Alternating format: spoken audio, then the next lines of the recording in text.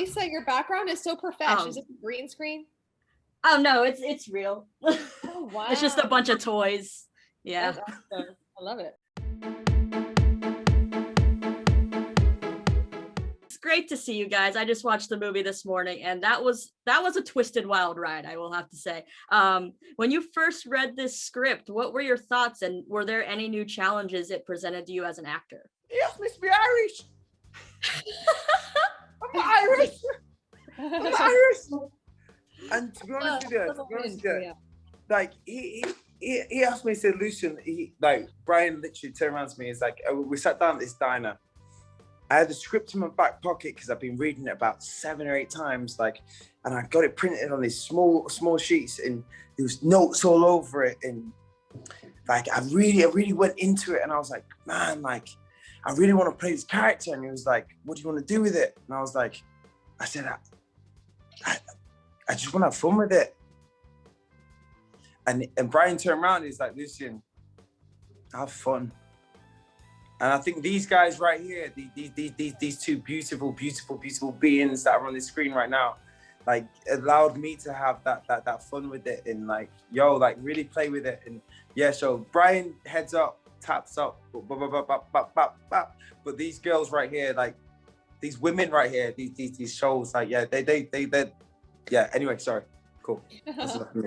I loved the script from day one. I remember reading it for the first time, and like you said, it takes some wild twists and turns, but that's why I fell in love with it. I love it when a script can surprise you and really take you on a journey, but it presents a situation that seems very black and white at first, and the characters seem very, what you see is what you get. But then as you dive deeper and as you learn more and get more information, it really draws you into their world, because you find that each one of them is so much more than they seem on the surface. And everyone's at fault, but no one's fully culpable. Yeah. Killed it. Same would go for me. I think when I first read it, because we read a lot of scripts and everything, and a lot of them are just they're okay. But this one really kept my attention, and I was really into it. And it was a page turner, and I wanted to know what was going to happen. And like Kat was saying, there are lots of twists and turns. You think one thing's going to happen, and then you find out new information, and you're like, oh, whoa, I didn't see that coming. And I think it's just a really relatable sort of whodunit romantic drama, which is kind of cool, and intrigued me a lot. And I'm always drawn to films that take place in New York City. So that was a very exciting factor for me as well. And I know for Victoria and Kat, your fans will be excited that you're reunited with Matthew. What was it like working with him on this different kind of a project? Obviously, Naomi and Eli and Shadowhunters, completely different type of a thing. Yeah. Matt is so great. Immediately when I signed on to do this project, Brian was asking for suggestions, like who else could you see in this role? And I brainstormed for a second, and Matt immediately came to my head. And he's such a cool guy. He's down to earth. He is professional. He's a super talented actor. All the things that you want in a leading man, and he's so easy to work with. So it was great. It was great to reconnect with him after all those years and kind of come full circle and do something that's, Naomi and Eli's No Kiss List, it's like a young budding relationship. And in this, it's very much the opposite. We're a married couple and things are kind of falling apart. So it was really fun to play both of those dynamics with him. Yeah, no, and I loved getting to work with Matt. Matt's like my big brother, and ultimately when you're doing a project and you're in a lot of these situations, you want to be with someone you trust, for lack of a better word. And that's Matt for me. He's such a pro and he's so fantastic, but also just for Owen, he's so smart, and Matt so understands all of the intricacies of that kind of a character and really brought a lot to it. But there were a few moments where I looked at Matt and I went, can I actually say this to you without laughing? Because I'm really not sure. But we had a lot of fun with the banter and really leaned into it in certain moments. And I think folks will be shocked, but then enjoy it, hopefully. And all of you have played such diverse characters over your career. Which character from the past, not including these ones, would you trust with a significant other to be around, to hang out? And who wouldn't you trust? I would not trust Julie Lowry with anyone. My character from The Stand, I wouldn't trust her with anyone. That girl is ruthless and she is vile. No. Okay. I'm so intrigued. I'm so into that. No. I mean, I'm so into that. I would definitely trust Janet Weiss from the Rocky Horror Picture Show with anyone. She's kind of timid and very polite and does things by the rules. So I would trust Janet. That was fun. I trust all my characters with everyone. Are you sure? I just binge watched Katie Keene. That was the last show I just watched. And so I'm like, would we trust Alexander? I don't know. I'm the nicest guy in the world. Come on, man. In real life, yes. But your characters definitely are. And also, growing up so much in the business, all of you have dealt with, who can you trust? Who can you not trust? Misconceptions. How did you navigate that? Did anybody give you any advice? And what advice would you give young actors now kind of going through all that? And I mean, I would say I'm very lucky. I have a really amazing support system around me. I'm very close to my mom, and she's a very big influence on my life, and she's sort of helped guide me throughout my career.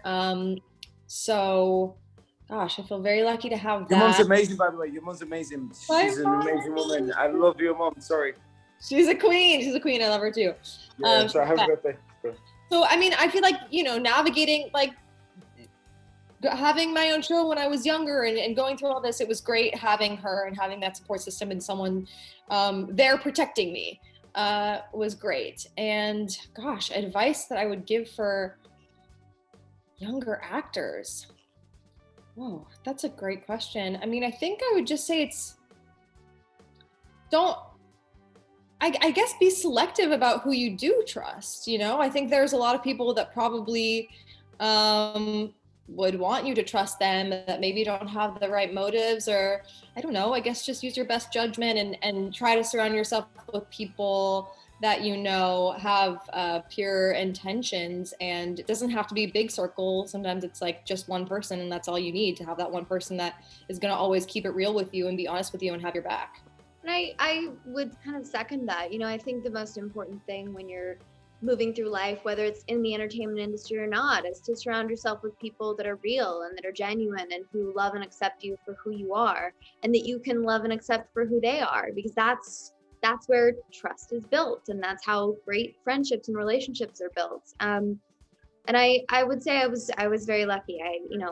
My family has been so supportive, and my whole family's in science and medicine, so it's nice that they continually remind me who I am outside of all of this. And even moving into things like Shadowhunters, we were really lucky. Our cast was very, very tight-knit and kept each other grounded and kept each other real. And I think that's why all of us maintained our own normalcy, as it were, throughout the craziness and throughout the ups and downs of what a show like that can bring, is because, I had 5 big brothers on that show. I had a family, and that's all it felt like. And we gained the family of the Shadow Fam and everything else. And now moving forward through that, I always keep that in mind, and I always have that kind of same energy that I bring to whatever project I'm doing. I really think that we live in a world where people have expectations of us. We are not who we're not who we're told to be.